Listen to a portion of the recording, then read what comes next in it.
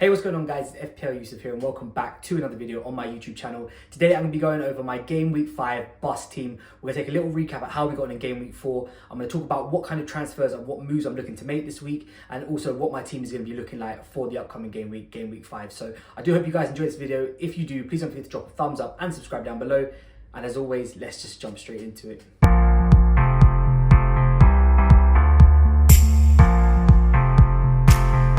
Okay, welcome back guys. Thank you so much for being here with me today on my YouTube channel for another video.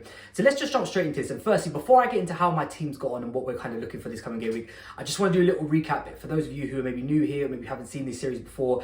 This is not my main FPL team. It's just a little side challenge that I kind of wanted to do this year, where basically we just try and optimize the team every single week. So we make unlimited transfers, as many as we feel the need is to make that week. So some weeks it may be nothing, we might just roll a transfer. Other weeks we might take a -24, but there's no limit.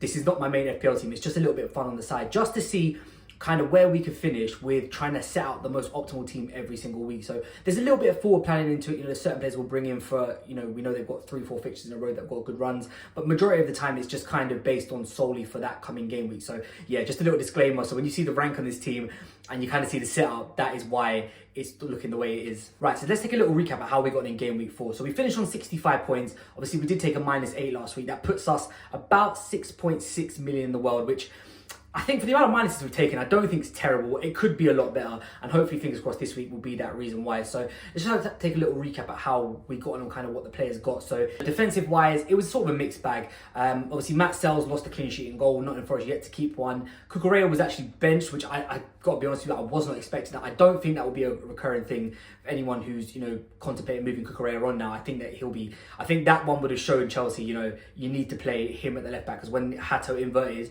it just wasn't good. Obviously, Gabriel and Lacroix both kept clean sheets, both had a fantastic game. Obviously, Gabriel getting bonus points as well. So it was a mixed bag in defence. Overall, I'm happy going forward. Like I said, I think Cucurella would just be a one-off isolated incident. I do expect him to come straight back into that Chelsea side.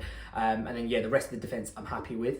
Midfield, again, was more of a mixed bag. So we had a few blanks in there. Obviously, Jack Grealish, Tijani Reinders, Cody Gakpo, all obviously blanking. Salah getting a last-minute penalty on our captaincy, getting us 18 points. Semenyo was the standout man this week, though. 13 points for him. He's having a fantastic start to the season. And he's one of those players, like I said, is that he's someone who we could just hold. So not everyone's going to be optimized for this current game week, but obviously there'll be some players in there who are just going to leave in there and just let them play through. And Semenyo is one. He's having a fantastic season. We have seen now that he is on penalties, and also he's playing 90 minutes as well. So yeah, I'm a big advocate for Semenyo. I think I might need to move to him in my main team as well. And then onto the forward lines, Ekitike, very disappointing against Burnley. I think Liverpool in general were just kind of underwhelming in that game. João Pedro did get a return in the end, managed to sneak into some bonus points as well. So not too bad. Like I said, overall 65 points. The rank is not where we want it to be, despite the fact we are doing this series. So we're going to try and push that up this coming game week. But I'm going to get onto what my current transfers are and how many minuses I am taking for this coming game week. Okay, so onto our transfers for Game Week 5. Now, not many minuses this week. It's just going to be a -4. We've got 2 transfers to make. Obviously, 1 free and 1 will be for the -4 hit. So we'll start off in defence. I have moved Milenkovic out. Now, I know that sounds crazy before they play against Burnley,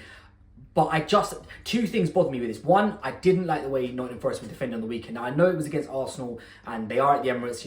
Arsenal did beat them 3-0 at the Emirates last year as well. So I don't think that should have been too surprising. But with the way Ange plays football, I really do worry about them. Obviously, Murillo is a doubt for this game as well, which means they're going to be weakened in that centre-back spot. So I have moved Milenkovic out, and I have brought in Mark Gahey, which means we're doubling up on the Crystal Palace defence. Now, the Palace defence are a team that I'm happy to own. No matter what fixture they're playing, I'm happy to own. I think even in the bigger games, I think Gahey, Lacroix especially, will rack up defcons even if they do concede. And in the smaller games, against teams who are around them, maybe below them, you do expect them to keep a clean sheet. They're yet to concede a goal this season. 4 games, 4 clean sheets. So they are really starting the season well defensively. And yeah, I'm just happy to go with the double up for this week. So that is my first transfer. That was the free transfer.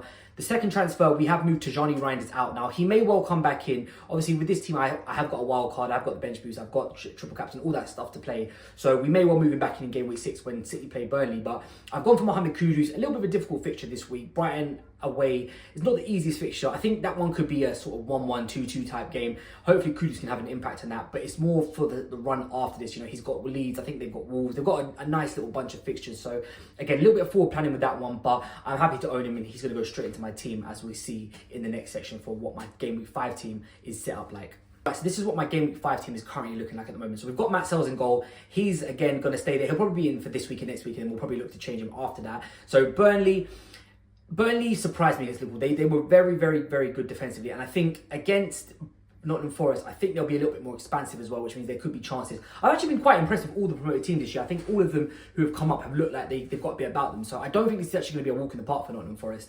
But Sells, like I said, it's not worth taking a minus to get him out this week. So he's be fine to stay. Then we come on to defence. Obviously, we've got the double up of Crystal Palace that we spoke about. We've got Lacroix, we've got Gahey. So I'm hoping West Ham, it is away, but I am hoping they are going to bank that clean sheet. Fingers crossed. Maybe they can get some DEFCONs in this game. I think it's it'd be one of those ones that Palace will probably be favoured, but I think, you know, obviously Palace going forward they're struggling at the moment, but defensively they are very good. So yeah, double up on them. Gabriel is at home to Manchester City. I'm actually surprisingly confident about this game for Arsenal. Arsenal, yet again, you know, last night keeping a clean sheet in the Champions League. Timestamp, I'm recording this on Wednesday morning. So Arsenal, yet again, another clean sheet, yet to concede a goal from open play this season, just a Szoboszlai free kick. So I'm happy to own Gabriel for this game. Cucurella, like I said, I think he will be back in the lineup now. I think that little experiment with Hatter at left back just proves that it can't work. Obviously, Cucurella, very technically good on the ball. So when he inverts, he's comfortable with that. He does go forward as well. You know, usually if he gets attack and return, he's going to end up in bonus points. And I think the way Man United are playing at the moment as well, it's not looking that great for them. So yeah, that is the defence for game week 5. Then we come into the midfield. Obviously, we have the double up of Liverpool, Mohamed Salah and Cody Gakpo. We're going to leave them there. Everton, it's not going to be an easy game for them, but they are at Anfield, and you'd always back Liverpool at Anfield. So currently, at the time we're recording this, the captaincy is on Salah. I could maybe look to change between João Pedro and him. We'll talk about that in a second. Mohamed Kudus, like I said, is playing against Brighton. He's obviously in there for the long run, but I do think that, you know, Spurs could get chances in this game. They are looking quite good under Thomas Frank, and I think we all knew that when, you know, he got appointed, that Spurs, you know, this will be a different Spurs to what we saw from Ange. It'll be a lot more organised, a lot more efficient, and, you know, Kudus is slowly becoming that sort of Brian Mbeumo role for him. So yeah, I'm looking forward to seeing what Kudus can do over the next few weeks, and hopefully, fingers crossed, we can see some returns.